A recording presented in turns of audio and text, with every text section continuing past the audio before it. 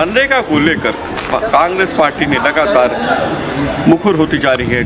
संसद से लेकर सदन तक, सड़क तक वो लगातार इसके विरोध में काम कर रही है। उनका कहना है कि मनरेगा को जिस तरह से ख़त्म किया है केंद्र सरकार ने, वो एक सूची साजिश है बड़े व्यापारियों के लिए, बड़े घरानों के लिए, क्योंकि जो रोज़गार के नाम पर जो ठग रही है भारतीय जनता पार्टी को। उन्होंने ये भी कहा कि जब मनरेगा था तो मजदूरी थी और मजदूरों का पलायन नहीं था, लेकिन इससे क्या होगा, इस योजना के बंद होने से बंधुआ मजदूरी पड़ेगी, शहरों में मजदूरी सस्ती हो जाएगी, जो कि भारतीय जनता पार्टी चाहती है कि उसके अपने जो भी अपने साथी बराती हैं उनको सस्ती मजदूरी मिले। यही वजह है कि इन्होंने इस योजना में 60% का अनुदान केंद्र सरकार और 40% राज्य सरकार के खाते में डाल दिया है। साथ ही साथ इस योजना में अभी तक जो कि संवैधानिक रूप से मिलती थी वो अब असंवैधानिक रूप से कट जाएगी, लेकिन इस कानून के आने बाद रोजगार की गारंटी नहीं रही। उनका कहना है कि जब केंद्र सरकार को जिस क्षेत्र में जहाँ पे लागू करना होगा वो खुद ही लागू करेगी। पहले क्या था कि जो भी मजदूर उसको लगता था कि अब हमें मजदूरी चाहिए तो वो जाकर डिमांड करता था और 15 दिन के अंदर उसको काम देने का प्रावधान था। अगर ना दिया जाए तो उस पर उसको हर्जाना मिलता था। लेकिन ये सारे कानूनों को दरकिरार करते हुए भारतीय जनता पार्टी ने जी नाम का एक ऐसा शगुफा छोड़ा है जिसमें सिर्फ और सिर्फ मजदूरों का हनन और शोषण है और उनके व्यापारी दोस्तों का मुनाफा। पूरे देश में जो मजदूर विरोधी कृत्य भाजपा ने किया है, महात्मा गांधी नरेगा को खत्म करके एक ऐसी योजना जिसमें समस्त मजदूरों के मौलिक अधिकार, राइट टू वर्क को खत्म किया है। इसके साथ साथ जिस प्रकार पंचायतों के अधिकारों को खत्म किया है, उसके विरोध में हमारे राष्ट्रीय अध्यक्ष माननीय मल्लिकार्जुन खड़गे जी, हमारी आदर्श सोनिया जी, राहुल जी, प्रियंका जी और समस्त कांग्रेस वर्किंग कमेटी ने ये निर्णय लिया है कि 10 यानी आज की तारीख से अगले 45 दिन पूरे देश में एक व्यापक मनरेगा बचाओ संग्राम की शुरुआत होगी। आज प्रथम दिवस पे पूरे देश के हर जिले के मुख्यालय पे हमारे सम्मानित जिला अध्यक्ष जी पत्रकार वार्ता करके बताएंगे कि आगे की क्या कार्य योजना है, क्योंकि लखनऊ राजधानी है, इसलिए हम लोग बैठ के प्रदेश में किन मुद्दों पे हम लोग संघर्ष करेंगे, लखनऊ में से लेके पूरे प्रदेश में क्या कार्य योजना है मनरेगा बचाओ संग्राम की, इसके बारे में मैं आपको बताऊंगा। आज 10 तारीख को हम लोग पत्रकार वार्ता करके इन मुद्दों का खुलासा करेंगे। उत्तर प्रदेश में 1 करोड़ एक्टिव जॉब कार्ड धारक है। 1 करोड़ एक्टिव जॉब कार्ड धारक का मतलब है 5 करोड़ की आबादी की जीविका मनरेगा योजना से चल रही है। मात्र 1 करोड़ में 1,21,000 जॉब कार्ड धारक को अभी तक 100 दिन का काम मिला है इस वित्तीय वर्ष में, अर्थात 1.2%। और ये सरकार झूठ बोल रही है कि हम 125 दिन का काम देंगे, जब केंद्र सरकार 100% लेबर कंपोनेंट दे रही है, उस समय 60% देगी। 100 बार झूठ बोलने से झूठ सच नहीं होता। गरीब असहाय मजदूर जो 2006 के पहले दूरस्थ पलायन करके अपने बूढ़े माँ बाप परिवार को छोड़ के जीविका के लिए शहरों में जाते थे, मोदी सरकार ने फिर से उन उद्योगपतियों को सहूलियत देने के लिए इन गरीब मजदूरों को फिर से मजबूर करना चाहती है कि वो शहरों में जाके एक बंधुआ मजदूर की तरह काम करें।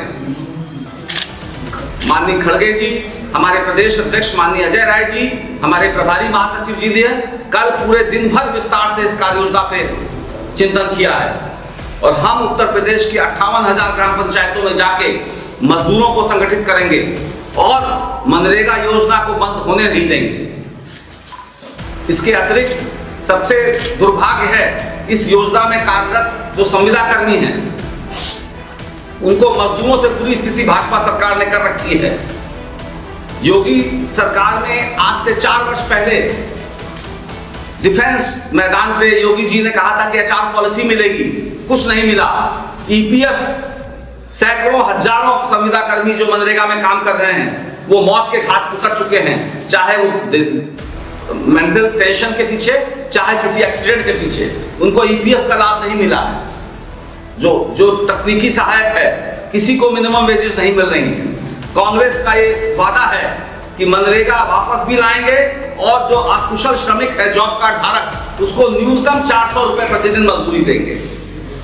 हम पंचायतों को पुनः कार्य योजना बनाने और उसको लागू करने का अधिकार देंगे, जो कि छीन लिया है सरकार ने। जो महिलाओं को मनरेगा से महिलाओं का सबसे बड़ा लाभ हुआ था 2006 में, जब उत्तर प्रदेश में 58 रुपए मजदूरी मनरेगा दे रहा था, तब 60-62 रुपए मार्केट में थी, तो लगभग उसके बराबर थी। पलायन महिलाएं कम कर पाती हैं, तो गांव में काम मिलने का ये महान योजना जिसको संसार ने सराहा, उस योजना को खत्म करके 60 दिन जो काम बंद करने की नई योजना है, इससे बड़ा मजदूर विरोधी कृत्य हो ही नहीं सकता। 60 दिन बंद करके किसको फायदा होगा? शहर के उद्योगपतियों को और 5% उन बड़े किसानों को जिनको आदत थी बंधुआ मजदूरी कराने की। You cannot force anybody to not work in मनरेगा फॉर 2 months। प्रॉब्लम कहां से उपजी? मनरेगा आने से मजदूरी बढ़ी, गरीब मजदूरों का सम्मान बढ़ा कि साल में अगर मजदूर ने लिख के दे दिया कि हमें जनवरी फरवरी में और मार्च में 90 दिन का काम चाहिए, तो सरकार बाध्य थी उन महीनों में ही काम देने के लिए। तो मजदूर क्या करता था कि खेती के समय काम नहीं मांगता था, और अगर जरा भी जमींदारों या सीमांत किसान वालों ने जरा भी उनको मजदूरी में सही नहीं पैसा दिया, तो तत्काल मांग लेता था मनरेगा में। वो सम्मान को खत्म किया इस सरकार ने।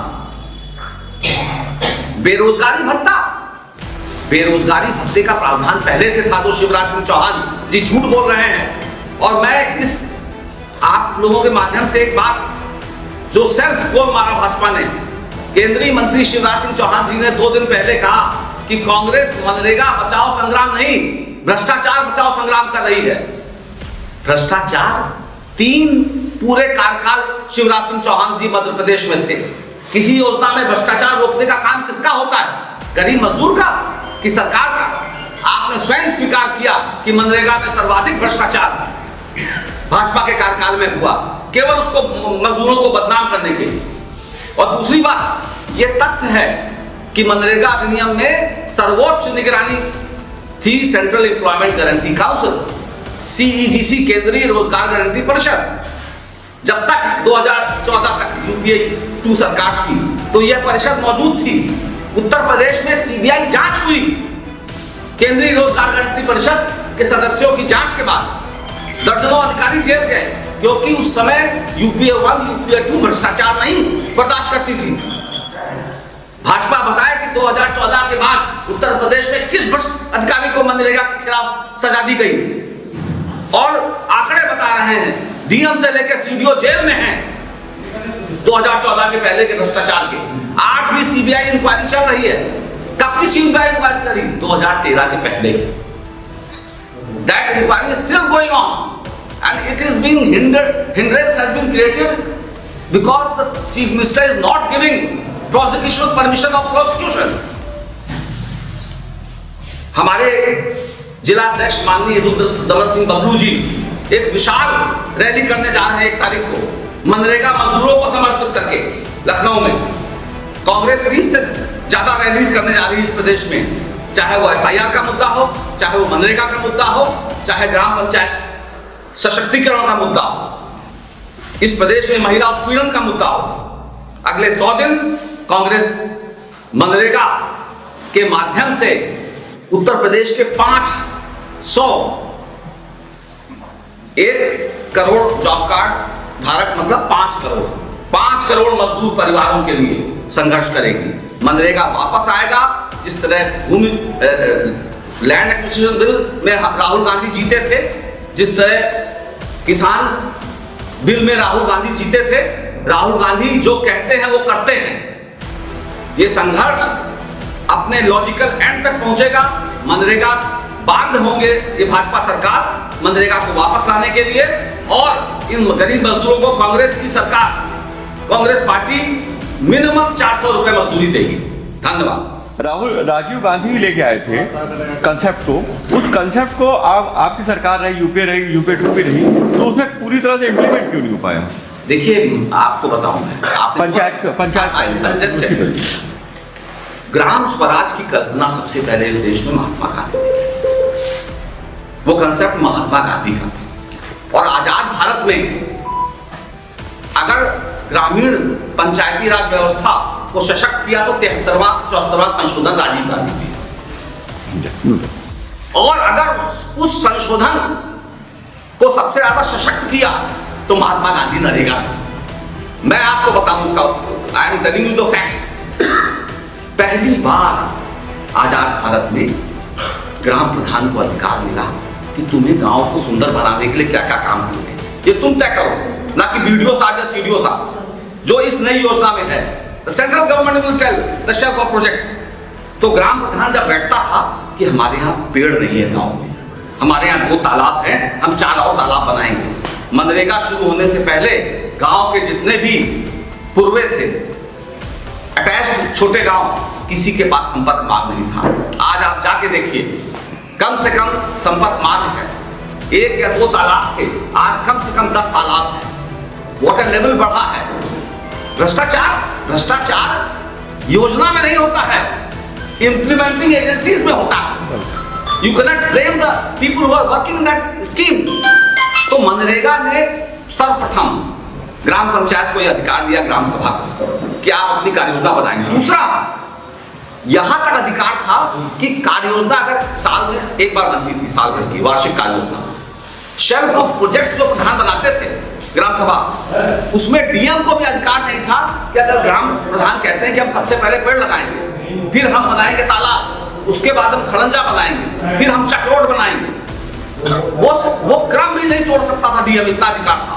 और दूसरा अधिकार जो सबसे बड़ा अधिकार था, द एक्ट सेड कि 100 रुपए आएगा अगर एक पंचायत में, तो 50% काम मिनिमम ग्राम पंचायत कराएगी। For the first time gram panchayat was made the implementing agency. तो आपका प्रश्न बहुत सही है, ये जानकारी होनी चाहिए इस प्रदेश को, इस देश को है। मनरेगा एक तरीके से जो गांव की इकॉनमी थी, अर्थव्यवस्था थी, उसको सुधारने का काम मनरेगा ने किया। केवल लखनऊ में तो आप देख रहे हैं कि शहर करीब है, यहाँ तो आदमी झोला उठा के लेबर जो है चौराहे पर चला जाता है, लेकिन तमाम आप देखिए जो जैसे उन्नाव बगल में ही देख लीजिए, और आप बस्ती चले जाइए, आप गोंडा चले जाइए, तमाम ऐसे हमारे जिले हैं जहाँ पे मनरेगा ने गांव की अर्थव्यवस्था को सुधारने का काम किया। जब आदमी 1 बीघा 10 बिस्वा वाला अपनी खेती बो लेता था तो उसके पास जॉब कार्ड आता था, काम की मांग करता था, और काम मनरेगा के माध्यम से मजदूरी करके अपने जीवन यापन का काम करता था। तो बंधुआ मजदूरी भी उससे खत्म हुई थी, और जो ग्रामीण क्षेत्र में जो कम मजदूरी थी, उस मजदूरी को बढ़ाने का मेन कारण उत्तर प्रदेश में और बिहार में ये मनरेगा था।